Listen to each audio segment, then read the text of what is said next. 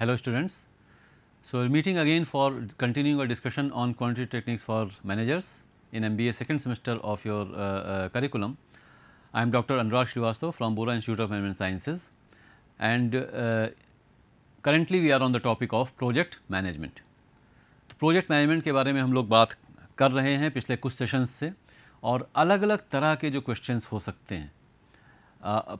Project management अपने आप में मैं आपको पहले बता चुका हूं कि ये तो पूरा एक अलग सब्जेक्ट ही है। Project management is a separate subject which is often taught in many MBA curriculum. Engineering में भी इसको पढ़ा जाता है और काफ़ी डिटेल में पढ़ा जाता है। हम लोग इस पर्टिकुलर यूनिट में जो अभी इस पर्टिकुलर मॉडल के बारे में बात कर रहे हैं, तो उसका एक छोटा सा आस्पेक्ट, प्लानिंग से रिलेटेड जो आस्पेक्ट है उसके बारे में हम लोग बात कर रहे हैं। और उसमें भी आप देख सकते हैं अभी तक हम लोगों ने काफ़ी कुछ कर लिया है। कई तरह के सवाल इसमें पूछे जा सकते हैं और कुछ थ्योरेटिकल एस्पेक्ट्स भी आ सकते हैं। तो उसमें से थोड़ा सा थ्योरी वाला एस्पेक्ट आज के इस सेशन में हम लोग देखेंगे, और फिर this is the second last session. अगले सेशन में we will be concluding with this topic as well as this subject. Project management, network diagrams और प्रोजेक्ट की प्लानिंग जो है वो किस तरह से की जा रही है, इससे रिलेटेड सारे एस्पेक्ट्स हम लोग अभी तक देखते आए हैं। और हमने बात ये की थी कि दो अलग अलग अप्रोचेस यूज़ की जा सकती हैं, एक PERT की और एक CPM की। इतना हम लोगों ने अभी तक समझा हुआ है। PERT और CPM, program evaluation and review technique and critical path method. Difference इसमें जो बेसिक मैंने आपको बताया था, कुछ डिफरेंसेस अभी हम लोग आज भी समझेंगे। बेसिक डिफरेंस यही है कि PERT जो है वो प्रोबेबिलिस्टिक है और CPM जो है वो डिटर्मिनिस्टिक टाइम एस्टिमेट्स के साथ वहाँ पे काम किया जाता है। तो प्रोजेक्ट्स वैसे तो नॉन रिपीटेटिव ही होते हैं, लेकिन नॉन रिपीटेटिव में भी कुछ केसेस में थोड़ा सा कुछ चीज़ें थोड़ी सी क्लैरिटी के साथ हो सकती हैं। वहाँ पर CPM टेक्निक यूज़ की जाएगी, और पूरी तरह से नॉवल प्रोजेक्ट है, बिल्कुल ही अनएक्सप्लोर्ड एरिया है, वहाँ पर PERT का इस्तेमाल किया जाता है। तो बड़ा कॉम्प्लेक्स प्रोजेक्ट है, लेकिन उससे मिलता जुलता काम पहले कुछ हो चुका है या मे भी आप कर चुके हैं, तो वो CPM में आएगा। लेकिन बिल्कुल ही नई चीज़ है, sending a mission to moon, ये PERT के टाइम एस्टिमेट के साथ चलेगा। तो ये सारी चीज़ें हम लोग यहाँ पर और थोड़ा सा डिटेल में आज समझेंगे, देखेंगे। बेसिकली पहले सबसे ये समझ लें कि इन दोनों का एप्लीकेशन कैसे कैसे कहाँ कहाँ किया जाता है। The application areas of PERT and CPM, क्योंकि मैनेजमेंट की पर्सपेक्टिव से जब हम लोग किसी भी टॉपिक को पढ़ रहे हैं, तो सबसे ज़रूरी चीज़ यही है कि ये जो भी कुछ इतनी कॉम्प्लिकेटेड चीज़ें हम लोग देख रहे हैं, तो इसको यूज़ कहाँ किया जाएगा। PERT और CPM का, प्रोजेक्ट मैनेजमेंट का, प्रोजेक्ट नेटवर्क डायग्राम्स का बहुत ही ज़्यादा इस्तेमाल किया जाता है। और अब के आज की एज में कह सकते हैं कि ऑर्गेनाइजेशंस जो है वो जो कॉम्पिटिटिव एनवायरनमेंट जितना बढ़ता जा रहा है, कंपटीशन इतना बढ़ता जा रहा है, तो ऑर्गेनाइजेशंस और ज़्यादा कंज्यूमर या कस्टमर फ्रेंडली होने की कोशिश कर रहे हैं और कस्टमाइज प्रोडक्ट्स भी बनाने की कोशिश कर रहे हैं। तो हर एक ऑपरेशन भी अपने आप में एक प्रोजेक्ट की तरह से डील किया जा सकता है, ट्रीट किया जा सकता है। और ऑर्गेनाइजेशंस भी कुछ अलग अलग छोटे छोटे ऑपरेशंस के लिए भी अलग अलग चीज़ों के लिए प्रोजेक्ट टीम्स बना करके और उसके हिसाब से काम करना शुरू कर दिया है उन्होंने। तो वहाँ पर प्रोजेक्ट मैनेजमेंट का इस्तेमाल काफ़ी ज़्यादा होने लगा है। तो to plan, schedule, monitor and control projects, तो ये तो सिंपल एक चीज़ है ही है, इसके लिए इस्तेमाल किया जा रहा है प्रोजेक्ट मैनेजमेंट का। To plan a project, to schedule a project, monitor the project as well as control projects. तो PERT एंड CPM टेक्निक्स का यूज़ किया जा रहा है प्रोजेक्ट को प्लान और शेड्यूल करने के लिए। प्रोजेक्ट प्लान कर लिया हमने, उसके बाद एक्टिविटीज़ की शेड्यूलिंग कर ली। हम पूरा एक एक्टिविटी शेड्यूल बनाते हैं, जो भी कुछ हमें एक्चुअली नेटवर्क डायग्राम से पहले जो भी चीज़ दी हुई होती है, that is an activity schedule. Activity schedule यानी कि क्या हो गया कि कौन कौन सी एक्टिविटीज़ हैं, उन एक्टिविटीज़ में की प्रीसीडिंग एक्टिविटीज़ कौन कौन सी हैं, उन एक्टिविटीज़ में टाइम कितना कितना लग रहा है, और साथ ही साथ जो हम लोगों ने कुछ और कैलकुलेशंस किए थे कि हर एक्टिविटी के लिए फॉरवर्ड पास का इस्तेमाल किया, बैकवर्ड पास का इस्तेमाल किया, और उससे हमने पता क्या किया, हर एक्टिविटी का जो अर्लीस्ट स्टार्टिंग टाइम है, जो अर्लीस्ट फिनिशिंग टाइम है। For each activity similarly we found out the latest starting time and the latest finishing time. हर एक्टिविटी के लिए हम लोगों ने फ्लोट का कैलकुलेशन किया था। फ्लोट के बाद हम लोगों ने जो इंडिपेंडेंट फ्लोट और फ्री फ्लोट इनका कैलकुलेशंस किया था, किनके कैलकुलेशंस किया था। तो ये सारी चीज़ें जो हम बना करके जो चार्ट फॉर्म में या टेबल फॉर्म में जब हम उसको डिपिक्ट करते हैं, that is the project activity schedule. तो वो जो पूरा एक्टिविटी शेड्यूल बना हुआ है, या जो हम लोग नेटवर्क डायग्राम भी उसके साथ जो बना रहे हैं, ये सारी चीज़ें जो हैं ये हमको बता रही हैं कि प्रोजेक्ट में कैसे प्रोजेक्ट को एग्जीक्यूट करना है, क्या पहले होगा, क्या बाद में होगा, किस में कितना डिले हो सकता है, परमिसिबल है, किस पे ज़्यादा ध्यान देना है, कौन सी एक्टिविटी पहले होगी, कौन सी बाद में होगी, किसको किए बिना हम कौन सी एक्टिविटी नहीं कर सकते हैं। ये सारी चीज़ें हमको प्रोजेक्ट के नेटवर्क डायग्राम से और प्रोजेक्ट के एक्टिविटी शेड्यूल से हमको पता चल जाती हैं। देखिए, कोई भी एक कॉम्प्लेक्स प्रोजेक्ट आप एग्जीक्यूट कर रहे हैं, उसमें बहुत सारी एक्टिविटीज़ पे काम करना पड़ेगा। कौन सी एक्टिविटी कब करनी ज़रूरी है और कौन सी एक्टिविटी उतनी ज़रूरी नहीं है, यानी कि कौन सी एक्टिविटी क्रिटिकल है और कौन सी एक्टिविटी नॉन क्रिटिकल है, ये समझना बहुत ज़रूरी होगा, क्योंकि रिसोर्सेज हमेशा ही लिमिटेड होते हैं। मैनेजमेंट की ज़रूरत ही इसीलिए पड़ती है। मैनेजमेंट का इस्तेमाल ही तभी है जब रिसोर्सेज जो हैं, management is the usage of, you can से the limited resources that you have, या रिसोर्सेज है अगर हम बोल रहे हैं, तो जो भी आपके पास रिसोर्सेज हैं उनका इस्तेमाल करके जो ऑर्गेनाइजेशन के गोल्स हैं या आपके अपने पर्सनल गोल्स हैं उनको अचीव कैसे करेंगे, यही मैनेजमेंट है। अब रिसोर्सेज के ऊपर क्योंकि लिमिटेशंस होती हैं, रिसोर्सेज हमारे पास अथाह नहीं होते हैं, we do not have unlimited resources, infinitely available नहीं है, इसीलिए मैनेज करना है। अगर इन्फिनिट रिसोर्सेज होते तो फिर कुछ मैनेज करने की कहीं आवश्यकता थी ही नहीं। हर चीज़ हमें हर महीने का बजट मैनेज करना पड़ता है, कहीं कुछ जाना है, आना है, कुछ खाना है, कुछ लेना है, ख़रीदना है, सब चीज़ें मैनेज क्यों करनी पड़ती है? क्योंकि हमारे पास रिसोर्सेज लिमिटेड हैं। क्या करना है, क्या नहीं करना है, मैनेज क्यों करना पड़ता है? क्योंकि टाइम जो है वो लिमिटेड है। तो अगर ये चीज़ें लिमिटेड नहीं हों तो फिर मैनेजमेंट की आवश्यकता पड़ेगी ही नहीं। तो ये जो लिमिटेड रिसोर्सेज हैं, तब कभी कभी प्रोजेक्ट में ऐसी भी सिचुएशन आ सकती है कि you have limited resources and you have to simultaneously, you find that two different activities need to be performed simultaneously, और दोनों साथ साथ करने के रिसोर्सेज आपके पास तुरंत उपलब्ध नहीं है। You do not have available sufficient resources for performing both the activities, for starting both the activities। तो अब यहाँ पर आप समस्या में आ सकते हैं, आप सोचने लगेंगे क्या किया जाए, नहीं समझ में आएगा। तो अगर आपके पास नेटवर्क डायग्राम है, आपने ये प्लानिंग इतने की हुई है, आपके पास एक्टिविटी शेड्यूल है, तो आप सीधे सीधे ये देख सकते हैं कि ये जो दो एक्टिविटीज़ हैं, ये जो दो अलग अलग जॉब्स हैं, काम हैं, जिनको कि अभी हम शुरू कर सकते हैं, इसमें से कौन सा क्रिटिकल है, कौन सा इतना ज़रूरी है कि अगर ये डिले हो गया तो प्रोजेक्ट ही डिले हो जाएगा। नॉर्मल केस में हम क्या मानते हैं, हमें अगर कुछ काम करना है, हमें एक बड़ा काम, कुछ एक प्रोजेक्ट हमने ले रखा है, तो हमारे ऊपर हमेशा ये प्रेशर बना रहेगा कि भाई कुछ डिले ना होने पाए, और हमें लगेगा यही कि कुछ भी इसमें डिले हो गया तो बाकी काम भी डिले हो जाएगा। लेकिन नेटवर्क डायग्राम हमें ये बता रहा है कि कुछ एक्टिविटीज़ ऐसी हो सकती हैं जिनके डिले होने पे, कुछ हद तक डिले होने पर प्रोजेक्ट की ड्यूरेशन के ऊपर इम्पैक्ट नहीं पड़ेगा।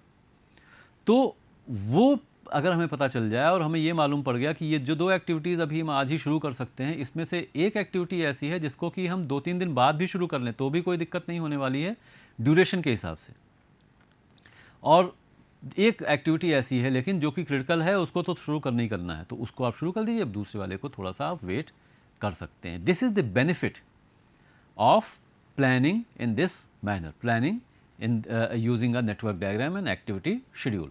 तो प्लान करना, शेड्यूल करना, ये जो प्लानिंग और शेड्यूलिंग है, इसमें हम लोग को प्रोडक्ट और CPM मदद कर रहे हैं, उसी के थ्रू हम लोग ये सारी चीज़ें कर रहे हैं। मॉनिटर, तो जब हमने प्लान कर लिया, जब पूरा शेड्यूल बना लिया, अब उसके बेसिस पर हम मॉनिटर कर सकते हैं, हम देख सकते हैं कि हमारा प्रोजेक्ट टाइम पर होगा कंप्लीट कि नहीं होगा। पिछले सेशन में जैसे हम लोगों ने बात की थी, तो हमने पता किया कि क्या प्रोबेबिलिटी है किसी एक पर्टिकुलर ड्यूरेशन में प्रोजेक्ट को कंप्लीट करने की। जब हमें पता चल गया, अब हम उसको यूज़ करके मॉनिटर कर सकते हैं, देख सकते हैं कि हाँ चीज़ें सही टाइम से चल रही हैं कि नहीं चल रही हैं, कोई एक्टिविटी डिले तो नहीं हो रही है, क्रिटिकल एक्टिविटी किसी हालत में डिले नहीं होनी चाहिए, नॉन क्रिटिकल एक्टिविटीज़ पे कुछ मार्जिन है, लेकिन वो मार्जिन भी आप बार बार यूटिलाइज़ नहीं कर सकते हैं, तो उसके ऊपर भी नज़र रखनी पड़ेगी, कितना डिले हो रही है, कितना नहीं हो रही है। ये सारी चीज़ें हम लोगों को हम देखते हुए चलते हैं तो मॉनिटर कर सकते हैं, और जहाँ पर भी कोई अगर दिक्कत आ रही है, कुछ डिले ज़्यादा हो रहा है, तो वहाँ पर हमें कंट्रोल मैकेनिज़्म का इस्तेमाल करना पड़ेगा। तो to plan, schedule, monitor and control projects, this is why we are going broadly, you can say, we make use of project management techniques, network diagrams, activity schedules and PERT and CPM। फिर कहाँ use हो रहा है? Construction of buildings.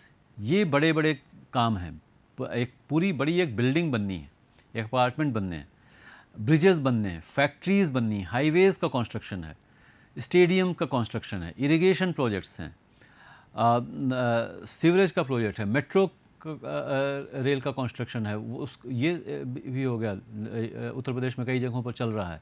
तो ये जो बड़े बड़े प्रोजेक्ट्स हैं, यहाँ पर नेटवर्क डायग्राम्स की ज़रूरत होती है, PERT और CPM की ज़रूरत होती है। इस तरह के किसी भी प्रोजेक्ट में जहाँ से भी एग्जीक्यूट हो रहा है, उसके अगर ऑफिस में जाएंगे तो वहाँ पर आपको एक बड़ा सा नेटवर्क डायग्राम बना, चार्ट बना ज़रूर मिल जाएगा। उसी के बेसिस पर काम होना ही होना है। सबसे ज़्यादा एप्लीकेशन ऐसी जगहों पर ही किया जाता है। Then budget and auditing procedures also. तो बजटिंग के लिए भी यूज़ किया जा रहा है। प्रोजेक्ट का जब आपने बना लिया, नेटवर्क पूरा डिपिक्ट कर लिया है, और उससे रिलेटेड ये तो बहुत ही बेसिक चीज़ें यहाँ पर हम देख रहे हैं। उसमें फिर और क्या देखेंगे? रिसोर्सेज का यूटिलाइजेशन जो होता है वो भी नेटवर्क्स के थ्रू डिपिक्ट किया जाता है। तो रिसोर्सेज कितने यूज़ हो रहे हैं, कितने यूज़ होने चाहिए, वो सारी चीज़ें। तो उसके बेसिस पर प्रोजेक्ट जो है वो ओवर बजट तो नहीं हो रहा है, अंडर बजट तो नहीं हो रहा है, ड्यूरेशन आगे तो नहीं जा रही है, ड्यूरेशन कम हो रही है, तो बहुत अच्छी बात है। तो ये सारी चीज़ें भी हम लोग पता कर सकते हैं, प्रोजेक्ट किस हद तक जो प्लान्ड था वहाँ पर उसी तरह से चल रहा है। और बजट की जब हम बात करेंगे तो फिर उसी तरह से जब आगे चल करके प्रोजेक्ट की आपको ऑडिटिंग करनी, सारी चीज़ें किस तरह से हुई, एग्जीक्यूट हुई या नहीं हुई, तो ऑडिटिंग के लिए भी जो आपने प्लान बनाया था उसको और प्लान का एग्जीक्यूशन जो है वो दोनों चीज़ें हम लोग देख करके उसको ऑडिट कर सकते हैं। स्पेसिफिकली एक और एग्जांपल अभी मैंने बोला भी था, मिसाइल डेवलपमेंट प्रोग्राम्स। यहाँ पर भी प्रोजेक्ट्स का मैंने मिसाइल के एग्जाम, मैंने तो मिशन टू मून या किसी और ऐसे कोई स्पेस मिशन है उसके बारे में बात कर रहे थे, लेकिन इसी तरह से मिसाइल्स वगैरह डेवलप जो हो रही हैं वहाँ पर भी प्रोजेक्ट्स और PERT और CPM की टेक्निक्स का यूज़ किया जाता है। सबसे पहले इसी तरह की एक्चुअली एक्टिविटीज़ में ही PERT का इस्तेमाल किया गया था। Then again installation of a complex new equipment such as computers और लार्ज मशीनरी। तो कंप्यूटर्स का एग्जांपल अब तो बहुत ज़्यादा नहीं हो गया, लेकिन पूरे एक इस्टेब्लिशमेंट का कंप्यूटराइजेशन हो रहा है। तो वहाँ पर जो है किस तरह से काम किया जाएगा, सारा स्टेप बाय स्टेप प्लान करके किया सकता है। बड़े इक्विपमेंट, बड़ी मशीनरी का इंस्टॉलेशन किया जा रहा है, वो भी एक प्रोजेक्ट की तरह से ही परफॉर्म किया जाएगा। Advertising programmes and for development and launching of new products also. तो नया प्रोडक्ट लॉन्च हो रहा है, उसके लिए भी उसकी प्लानिंग, उसका पूरा एक प्रोजेक्ट शेड्यूल वो भी वहाँ पर भी बनाया जा सकता है। आजकल ये भी एक प्रोमिनेंट एग्जाम्पल है, planning of political campaigns, election campaigns, वो भी एक प्रोजेक्ट की तरह से ट्रीट किया जा सकता है। और इस तरह से पॉलिटिकल पार्टीज़ भी बहुत प्रोफेशनल अब होती जा रही हैं और इस तरह से इन चीज़ों को कर सकती हैं। और आप देख सकते हैं पहले इलेक्शन ईयर में ही जागते थे या उससे थोड़ा पहले, अब इलेक्शन ईयर के 1 साल 1.5 साल पहले से एक मिशन की तरह से उसके ऊपर काम करना शुरू कर देते हैं। तो उससे भी अगर, और प्रोफेशनल मैनेजर्स ये काम अब करने लगे, they started hiring professional for executing there political campaigns. तो MBAs वगैरह ये जा कर के ये भी काम कर सकते हैं और इस तरह से कर रहे हैं कि पूरी पॉलिटिकल कैंपेन जब वो मैनेज करेंगे तो वो उसको भी एक प्रोजेक्ट की तरह से लेकर के चलना है। एक इस पार्टी को जिताना है, कैसे जिताना है, तो वो पूरा का पूरा एक कैंपेन बना करके, पॉलिटिकल कैंपेन और प्रोजेक्ट बना करके, प्लान करके उसको उसके बेसिस पर एग्जीक्यूट करेंगे, टाइमलाइन पूरी बनाएंगे, एक्टिविटीज़ डिफाइन करेंगे और इन सारी चीज़ों को लेकर के और उसको फिर एग्जीक्यूट किया जाएगा। This can also be treated as a project and it can be planned as a project. Then strategic and tactical military planning. Military में तो इसका इस्तेमाल होता ही होता है, तो मिलिट्री प्लानिंग के लिए भी प्रोजेक्ट्स का यूज़ किया जाता है, PERT और CPM की टेक्निक्स का इस्तेमाल किया जाता है। Strategic planning mostly you can से स्ट्रेटेजिक, क्योंकि जो सबसे ब्रॉड लेवल पर स्ट्रेटेजिक प्लान की ही हम बात करते हैं। टेक्टिकल मिलिट्री प्लानिंग में भी इसका यूज़ किया जाता है। तो वो तो सबसे ज़्यादा हम कह सकते हैं कि डिसिमिलर चीज़ें। कोई भी दो अलग अलग मिलिट्री कैंपेन्स जो हैं वो सेम नहीं हो सकती, दोनों अलग अलग होंगी। या you have never faced it before, that situation you might have never faced before, कुछ सिमिलरिटी में भी हो सकती, और जीने मरने की सिचुएशन है वहाँ पर। तो उसको प्रॉपरली कैसे प्लान किया जाए, वहाँ पर भी पर और CPM टेक्निक्स का, स्ट्रेटेजिक एंड टेक्टिकल प्लानिंग में प्रोजेक्ट मैनेजमेंट का और प्रोजेक्ट प्लानिंग का यूज़ किया जाता है। Research and development of new products, again ये भी एक ऐसी सिचुएशन, तो ये जितनी भी इस तरह की सिचुएशंस हो सकती हैं जहाँ पर कि मतलब 2-3 कैरेक्टरिस्टिक्स होंगी। नई चीज़ है, पहले कभी की नहीं गई है, या बहुत बड़ी बहुत कॉम्प्लेक्स चीज़ है, या बहुत कैपिटल इन्वॉल्व करने वाली चीज़ है, तो पैसा ज़्यादा खर्च होना है, पूंजी ज़्यादा लगनी है, तो वहाँ पर आपको अच्छे से प्लान करना पड़ेगा, because the risk of in case of failure is very high. नया काम है, पहले कभी किया नहीं गया है, वहाँ पर भी रिस्क इन्वॉल्व ज़्यादा होगा। और बहुत ही लार्ज स्केल का काम है, वहाँ पर भी प्रॉब्लम आ सकती है, क्योंकि उसके जो वहाँ पर भी फेल होने के जो रिपरकशंस होंगे वो बहुत वाइड, बहुत ब्रॉड हो सकते हैं। तो इसी तरह के एग्जाम्पल्स यहाँ पर आप देख सकते हैं, लिए जा रहे हैं। तो मिलिट्री के केस में, वॉर सिचुएशन में, वहाँ पर प्रोजेक्ट किस तरह से उसको प्लान किया सकता है, और बहुत ही तेज़ी से एक्चुअली प्लानिंग वहाँ पे करनी पड़ेगी। रिसर्च एंड डेवलपमेंट के केस में नया काम है और कोई नया प्रोडक्ट लॉन्च करना है, डेवलप करना है, उसके बाद उसको लॉन्च करना है, तो वहाँ पर भी काफ़ी स्टेक्स हाई होंगे। Finding the best traffic flow pattern in a large city, तो एक बड़ा सा शहर है, तो कोई भी इस तरह से कोई बड़ा शहर हो अगर है, तो वहाँ पर जो है ट्रैफिक फ़्लो किस तरह से होना चाहिए, ट्रैफिक का मैनेजमेंट कैसे होना चाहिए, ये सारी चीज़ें भी प्रोजेक्ट मैनेजमेंट के थ्रू और स्पेसिफिकली PERT और CPM के थ्रू इन काम को किया जा सकता है। Then maintenance and overhauling complicated equipment in the chemical, power plants, steel and petroleum industries. कोई भी इस तरह के एग्जाम्पल्स हैं, कुछ और भी हो सकते हैं। तो इस तरह से कई सारे जो अलग अलग सिचुएशंस हैं, इस तरह के पावर प्लांट्स हैं, तो उसमें एक पूरी मशीनरी को ओवरहॉल करना है। मेंटेनेंस तो एक रेगुलर बेसिस पे हो सकता है, ओवरहॉलिंग अगर होनी है तो बड़ा इक्विपमेंट है, उसके ओवरहॉलिंग के लिए पूरा एक प्रोजेक्ट शेड्यूल बनाना पड़ेगा, कई सारे लोग इन्वॉल्व होंगे। एक वर्कर कहीं काम कर रहा है, दूसरा वर्कर किसी और पार्ट पे काम कर रहा है, इस तरह की सिचुएशन हो सकती है। एक वर्कर क्या काम कर रहा है दूसरे को में भी पता ही नहीं होगा, ओवरऑल जो प्लान कर रहा है वो पूरा एक बताएगा, देखेगा और पूरा डिपिक्ट करेगा, उसको चार्ट के फॉर्म में बनाया सकता है, नेटवर्क डायग्राम के थ्रू बनाया सकता है, डिपिक्ट किया सकता है कि क्या क्या चीज़ें कैसे कैसे होनी है। एक पार्ट का कहीं पे ओवरहॉल हो रहा है, दूसरा पार्ट लेकर के कोई और उसके ऊपर काम कर रहा है, वो दोनों चीज़ें जब हो जाएंगी तो कोई तीसरा आदमी उन दोनों को मिला करके कुछ काम कर सकता है। ये सारी चीज़ें जो हैं ये maintenance and overhauling of complicated equipment in different types of plants और इंडस्ट्रीज़, यहाँ पर भी प्रोजेक्ट मैनेजमेंट का यूज़ हो रहा है, PERT और CPM टेक्निक्स का यूज़ किया जा रहा है। Then long range planning, again another example, another different example, और एक स्पेसिफिक तरीके की सिचुएशन जहाँ पर कि यूज़ किया सकता है। Long range planning and developing staffing plans. तो स्टाफिंग से रिलेटेड बात हो रही, हमें अगले 4-5 सालों में किस किस तरह के एक्सपर्टीज़ की ज़रूरत होगी अपने मैन पावर में, अपने ह्यूमन रिसोर्स में, उससे रिलेटेड जो प्लानिंग की जा रही है, वहाँ पर भी प्रोजेक्ट मैनेजमेंट टेक्निक्स का, PERT और CPM का यूज़ ऑर्गेनाइजेशंस कर रहे हैं और उससे अब बेनिफिट ड्रॉ कर रहे हैं।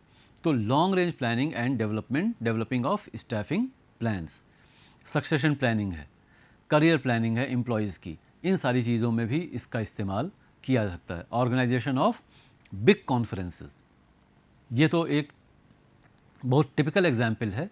कोई बड़ा कॉन्फ्रेंस ऑर्गेनाइज करना है आज से 6 महीने के बाद, तो पूरा का पूरा उसकी जो प्लानिंग है, आप साल भर 6 महीने पहले ही उसकी प्लानिंग शुरू कर देते हैं और पूरा नेटवर्क डायग्राम बना करके और पूरा एक्टिविटी शेड्यूल बना करके उससे बेसिस पे उसको काम करना होता है। और वहाँ पर तो ये तो ऐसी चीज़ है जिसको कि डिले कर भी नहीं सकते, क्योंकि इसको तो डेट फिक्स्ड होगी।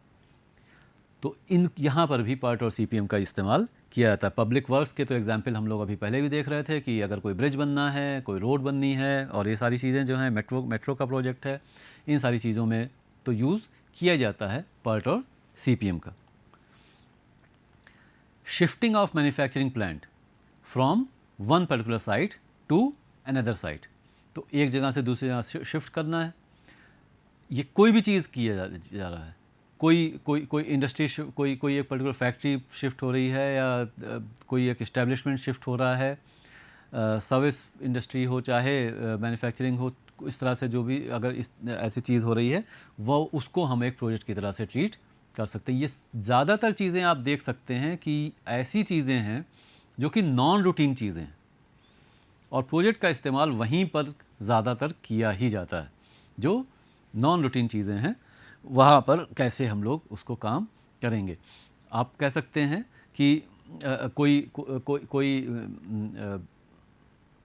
मेडिकल इमरजेंसी है, वहाँ पर भी प्रोजेक्ट्स का यूज़ किया जा सकता है। तो कोई ऐसी चीज़ें हैं जो कभी कभी जो साइक्लोन्स वगैरह आ जाते हैं उनको कैसे मैनेज करना है, वहाँ पर कैसे सारी रिलीफ वगैरह पहुँचानी है, that also can be treated as a project, that also is treated as a project. तो ये सारे कुछ इस तरह की जो चीज़ें हैं वहाँ पर प्रोजेक्ट्स का यूज़ किया जाता है। Preparation of bids and proposals for projects of large size, कोई एक बड़ा टूर्नामेंट ऑर्गेनाइज करना है, वहाँ पर भी प्रोजेक्ट का यूज़ किया जा सकता है।